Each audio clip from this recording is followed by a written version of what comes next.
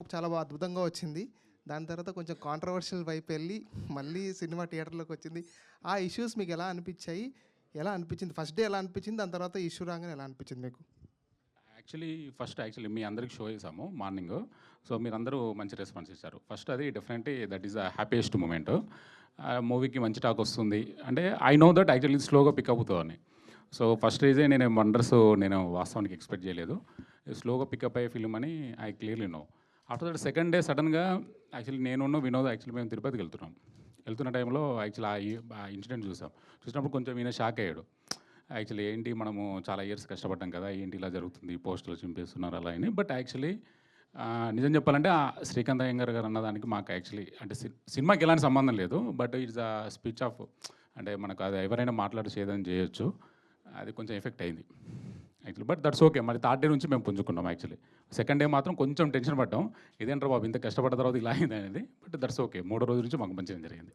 Yeah! Hi Jayashankar గారు, this is Prajavani.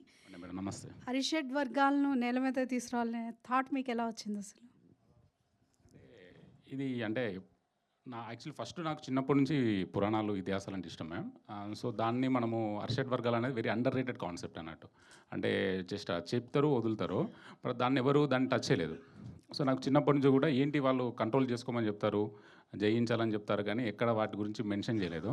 So దాన్ని మనము actually just as a film డైరెక్టర్గా దాన్ని తెరపైకి తీసుకొస్తే ఎలా ఉంటుంది అనేది ఫస్ట్ నాకు వచ్చిన థాట్. సో దానికి ఎక్సర్సైజ్ చేసి తీసుకొచ్చాం మేము అంతే.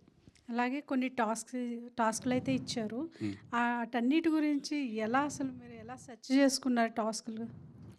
అంటే యాక్చువల్లీ దానికి అంటే ఫస్ట్ విన్న వెంటనే అంటే అంటే వావ్ అనిపించాలన్నట్టు. అంటే కొంతమంది రియాలిటీగా లేదు కూడా అనిపించాలి. ఎందుకంటే మీరు అంటే మామూలుగా లైక్ మీరు చూసారు కదా కొంచెం ఓవర్ ద బోర్డ్ వెళ్ళి ఉంటాయి టాస్క్లు. అవును. అది యాక్చువల్లీ సో అవి వాంటెడ్లీ పెట్టినవే. అంటే ఇదేంటంటే మన లోపల అర్షడ్ వర్గాలు అనేది ఒక్కొక్కటి ఒక్కొక్క ఎలిమెంట్ కదా, లస్ట్, యాంగర్ ఇలా ఉంటుంది కదా. అవి ఉన్నవాడు ఎంత ఎక్స్టెంట్‌గానే వెళ్తాడు యాక్చువల్లీ. ఇప్పుడు వాడు లైక్ ప్రైడ్ ఉన్నవాడు ఎంత ఎక్స్టెంట్‌గానే వెళ్తాడు, యాంగర్ ఉన్నవాడు ఎంత ఎక్స్టెంట్‌గా వెళ్తాడు, లస్ట్ అవ్వచ్చు, జెలసీ. సో వాళ్ళు సాధించడం కోసం ఒక మనుషులు ఎంతకైనా దిగజారుతారు, ఎంత ఎక్స్టెంట్‌గానే వెళ్తారు వాళ్ళు అనుకున్న సాధించడం కోసం అనేది మెయిన్ మేడం యాక్చువల్లీ. అంటే వాళ్ళు వెళ్ళారా లేదా అనేది అది కథ యాక్చువల్లీ. సినిమాలో మాటలు కూడా చాలా బాగున్నాయి.